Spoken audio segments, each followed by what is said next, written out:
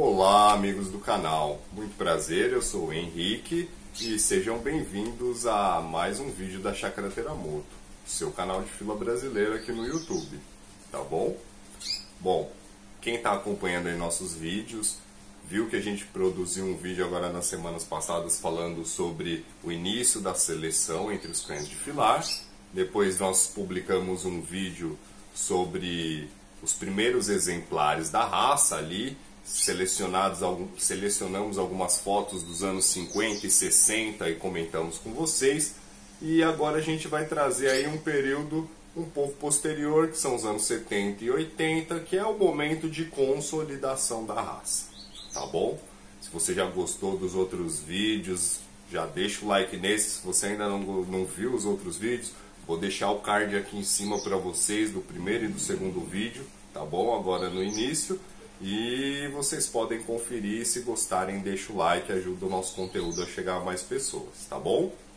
Bom, então a gente vai falar nesse vídeo de hoje das décadas de 1970 e 1980, como eu estava dizendo para vocês. Vamos trazer umas imagens aqui para vocês verem de alguns cães de referência e vamos comentar um pouco a trajetória da raça fila brasileiro nessas duas décadas, tá? São décadas muito importantes para o fila brasileiro, muito cheias de acontecimentos, tá? Na década de 70, você vai ter lá o Congresso de Brasília, que vai redigir, em 1976, um novo padrão para a raça fila brasileira, para substituir aquele padrão da década de 50 do Paulo Santos Cruz. E essa movimentação dos criadores de fila da década de 70 em redigir um novo padrão vai dar origem a uma cisão, a uma primeira grande divisão entre os criadores da raça fila brasileiro, dando origem ao CAFIB, que na época era uma comissão e depois se tornou clube, tá bom? Esse período é interessante também, pessoal, porque é o período de consolidação da raça, é o período onde fica claro para os criadores que o perfil escolhido e premiado dentre aqueles cães de filar selecionados no início era o perfil cabeçudo, o perfil mais assemelhado ao molosso, né? Isso a gente vai perceber na forma como está sendo selecionado nos exemplares que a gente vai mostrar.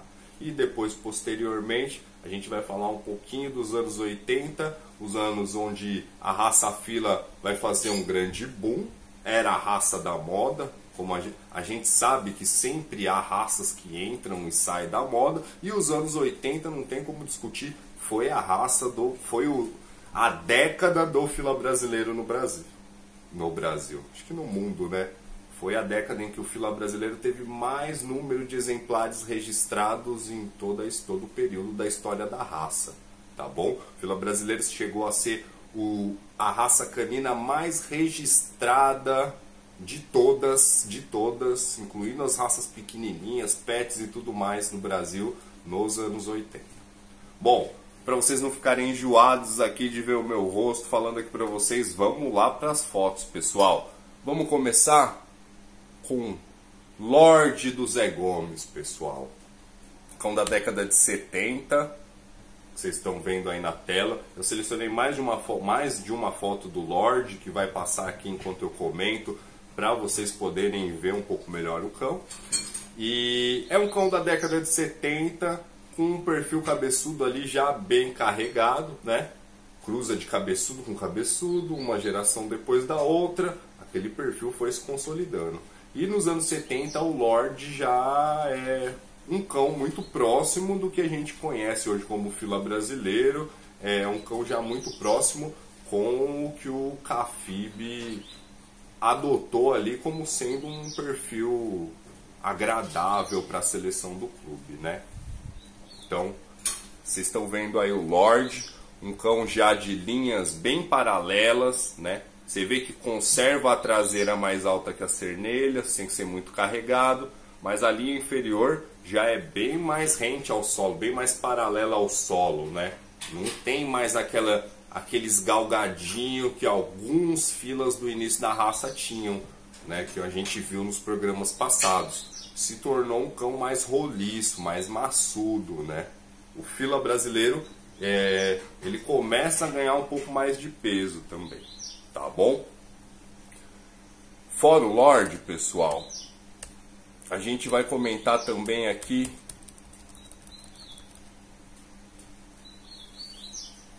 Aritânia do Itaiandu, pessoal, tá? É um cão também desse retorno do Paulo Santos Cruz na década de 70, quando há essa cisão entre BKC e CAFIB, né?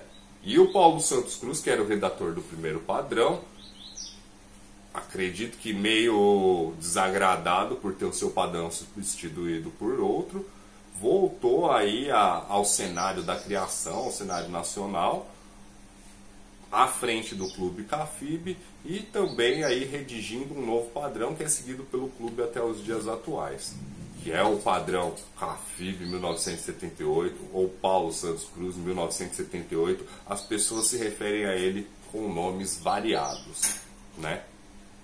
Esse padrão ele contradizia alguns pontos do que foi emitido, do que o padrão que foi aceito no simpósio do CBKC de 1976. E então, a partir da década de 70, a gente começou a ter dois padrões servindo paralelos ali no fila brasileiro. Principal questões, pessoal, que realmente influenciou na seleção, o padrão CAFIB ele fechou na questão das cores dos cães em tonalidades de baio ao avermelhado, tigrados e acinzentados, tá? E as marcações brancas. Cortou-se o fila preto, cortou-se as exoticidades de cores que eram todas permitidas do primeiro padrão. Isso foi um ponto crucial, né? Outro ponto crucial também foi que a cabeça pesada, robusta e erroneamente definida como braxéfala do primeiro padrão continuou sendo chamada de braxéfala no padrão de Santos Cruz, porém ela tinha ali alguns detalhes na descrição que inviabilizavam que ele fosse braxéfalo, né? Ficou muito técnico, pessoal. Falando em termos mais simples, no padrão CAFIB você descreve um focinho praticamente de mesmo tamanho que o crânio. É impossível um cão definido como braxéfalo ter essa proporção. Você descreve também um focinho que ele é mais comprido do que profundo. Isso também não é uma característica de cão braxéfalo, né? Então, na verdade, o fila brasileiro é um mesocefálico. Mas, enfim, tudo isso vinha para contrapor e tentar colocar limites a alguns pontos do padrão BKC de 76 que permitiam que os cães se tornassem cada vez mais pesados, cada vez com uma aparência mais roliça. Tá bom? Então, a gente vai perceber ali a Aritânia, que é um macho, né? A Aritânia do Itaiandu também com umas linhas um pouco mais paralelas. O cão não é tão forçosamente retangular como a gente vê hoje, né? A ideia de ter descrito o cão naquele padrão como retangular hoje tornou alguns cães que a gente vê... Claro que isso não é exclusividade do CAFIB.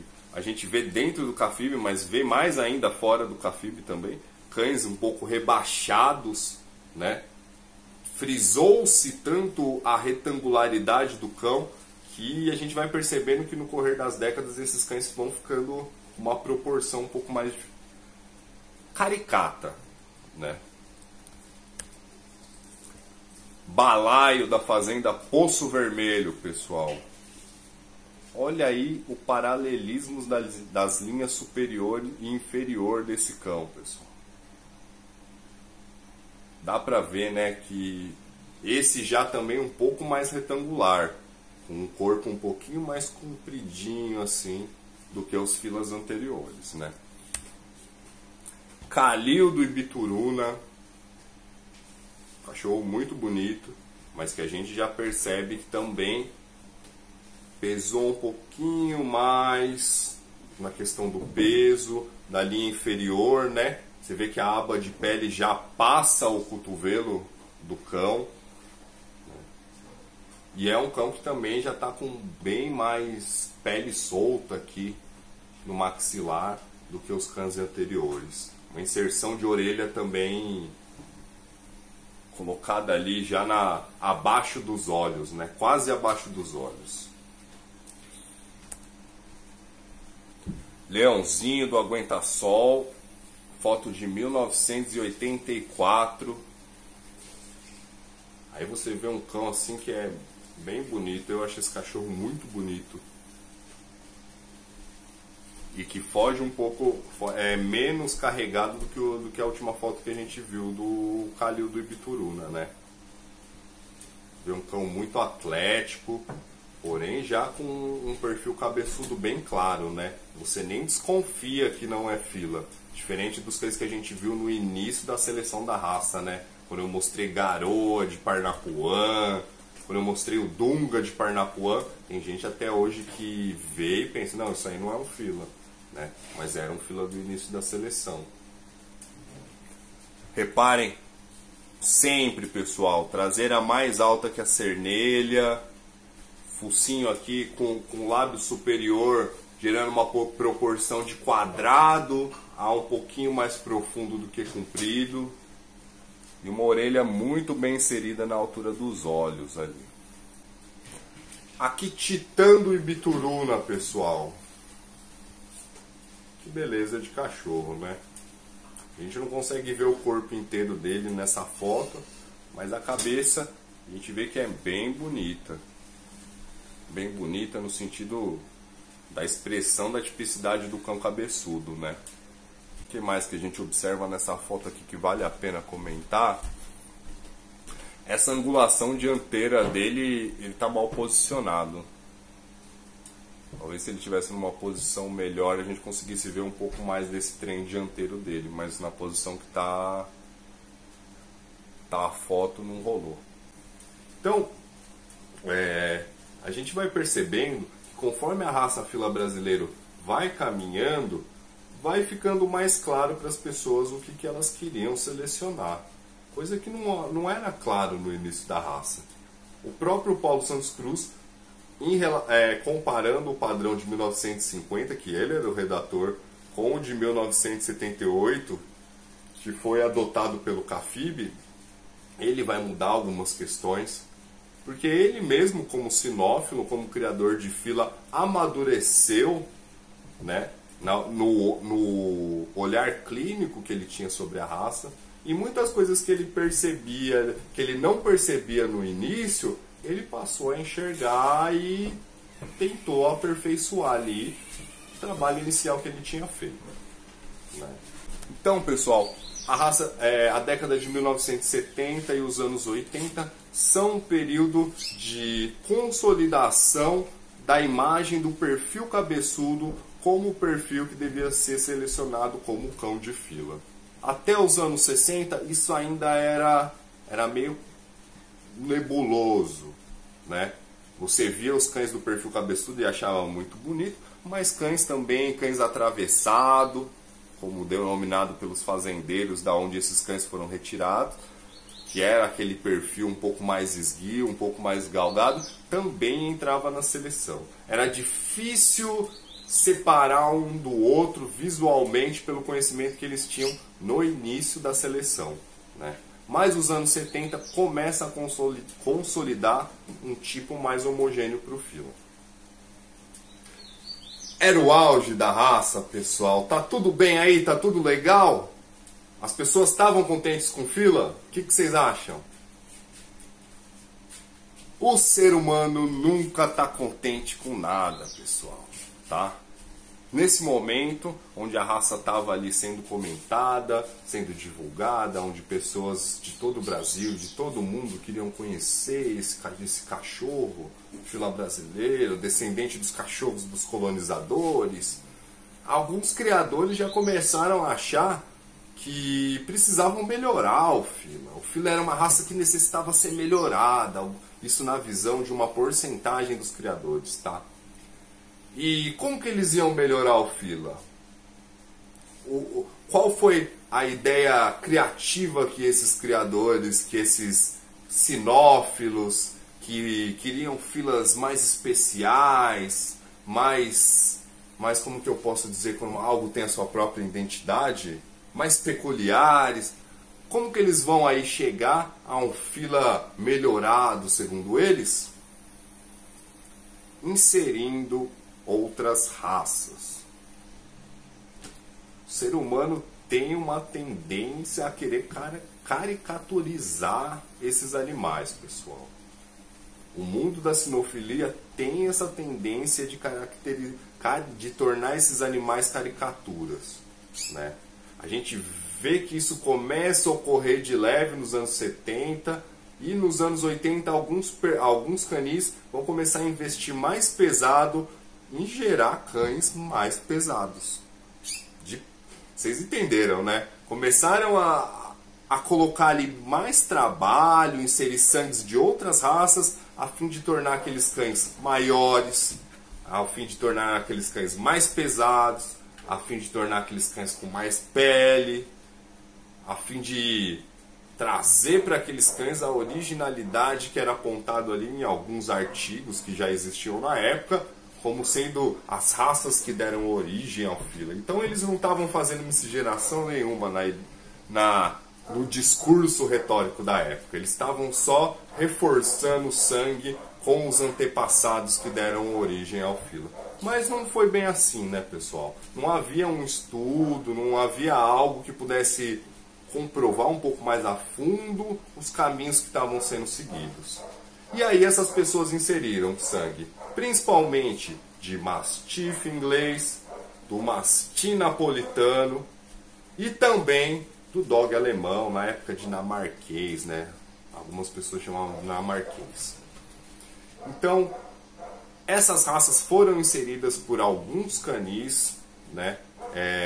Que trabalharam, alguns deles são conhecidos, fizeram esse trabalho assim de uma forma que foi possível que o mundo do fila ficasse sabendo, e outros a gente nunca vai saber, porque fizeram isso de uma forma escondida, não registraram isso nos pedigrees dos seus cães. Contudo, pessoal, não dá pra gente dizer que isso foi a desgraça da raça, tá? Foi o ponto mais negativo já ocorrido para a raça. Ao meu ver, eu acredito que isso não dá para bater esse martelo, porque uma miscigenação que não fosse selecionada no correr das gerações para manter as características que vinham ali, não ia se perpetuar na genética do fila brasileiro. Isso ia se diluir no correr das gerações. O que acontece é que, em alguns casos, isso se diluiu, e em outros casos, selecionou-se para manter aquela tipicidade que foi conseguida através de cruzamentos com outras raças, né? Não basta só você inserir um cão de outra raça numa população secular, como era o fila brasileiro, para que isso contaminasse o plantel. Um cão sozinho, ele jamais vai conseguir fazer isso. Você vai acabar diluindo. Para que isso ocorra, para que essas atipias que nasciam dos cães que eram cruzados dos filas que eram cruzados com outras raças permanecessem, você precisava muito do quê? Do trabalho humano, pessoal. Da seleção do criador em alimentar esse tipo de característica. Em alimentar a característica do cão pesado, em alimentar a característica do cão com excesso de pele. Tudo isso precisava ser coordenado pelo ser humano, pelo criador. Senão isso ia se dissolver, né? Então, acredito que até hoje, quando a gente vê filas que são muito atípicos, é uma questão é mais de seleção do que de qualquer outra coisa, né? Porque se você pega um fila brasileiro e cruza ele com uma linhagem que não conversa há muito tempo, quem já fez isso vai poder dizer pra mim se eu tô mentindo ou não, mas quem nunca fez não vai poder falar nada, né? Mas quando você pega dois cães fila brasileiro de linhagens, de linhas de sangue que não se conversam há muito tempo e choca isso e cruza eles, a tendência é você voltar para trás. A tendência é você dar uma zeradinha no trabalho de seleção que aquelas linhas de sangue fizeram, tá? E é isso que a gente tenta passar e explicar para as pessoas, né?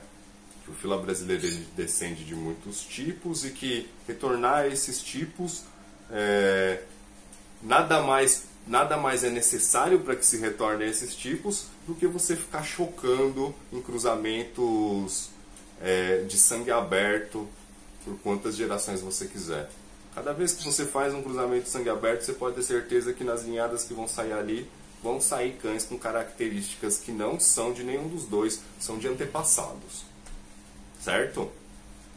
Bom, pessoal, espero que vocês tenham gostado de ouvir um pouquinho do que aconteceu com a raça fila brasileira ali nos anos 70 e 80, de ver um pouco dessas imagens. Se você gostou, se você já ficou até agora no vídeo, não esquece de deixar aí o seu like, tá bom? Isso ajuda nosso canal demais. Eu acho que nosso canal fala de uma das raças mais populares do Brasil e não é possível que só tenha aí 10 mil, 15 mil pessoas que gostem de fila, né? Então deixa o seu like aí, que mais gente que entra no YouTube que pode gostar de fila vai ver nosso vídeo e a gente ganha força, e ganhando força a gente ganha mais recursos para poder estar produzindo conteúdo cada vez melhor para vocês, tá bom? Espero que vocês tenham gostado do vídeo de hoje. Um grande beijo no coração de vocês e fique ligado. Até a próxima com mais Fila Brasileiro no YouTube. Tchau!